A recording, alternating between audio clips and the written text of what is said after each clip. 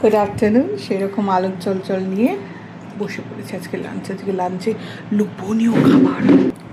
এই যে ইলিশ মাছের মাথা দিয়ে পুঁই শাক চচ্চড়ি, যাতে কাঁঠালের দানা রয়েছে, কাঁঠালের দানা বাটা, চিংড়ি মাছ বাটা, কাতলা মাছের ঝোল। এত কিছু সব একসাথে খাবো না, আমি বাটাগুলো দিয়ে আমার খাওয়া হয়ে যাবে। রাতে আরেকটাও আছে, তাই তোমাদের লাঞ্চ কি? আমাদের লাঞ্চ অসাধারণ লাঞ্চ। ভাবি কেমন খাচ্ছ? এখন প্রথমে আমি আগে চিংড়ি মাছ বাটাটা সবার শেষে খাবো।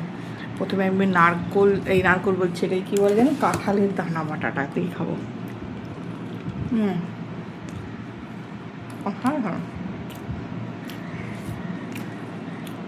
আজকে প্রচুর রান্না করেছি, প্রচুর। মানে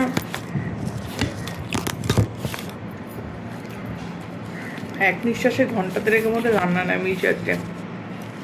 চিংড়ি মাছ বাটা, চিংড়ি মাছ আলু কুমড়োর পটলের তরকারি, কাঁঠালের দানা বাটা, পুঁই শাকের চচ্চড়ি, ইলিশ মাছের মাথা দিয়ে, কাতলা মাছের ঝোল, ভাত হয়েছে, আরেক পোস্ত ভাত বসেছে। রাত্রেবেলা ইলিশ মাছের তেল দিয়ে ভাত। এনজয় করে চলো।